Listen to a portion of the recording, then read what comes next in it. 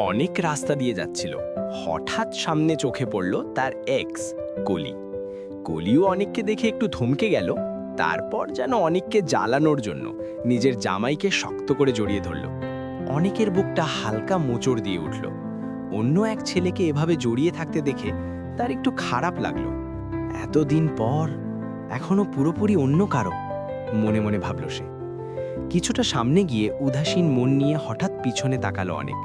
দেখল কলি আর তার জামাই একটা পুরাতন একটু জং ধরা স্কুটিতে উঠে বসছে। মুখ লুকিয়েই যেন বসলো।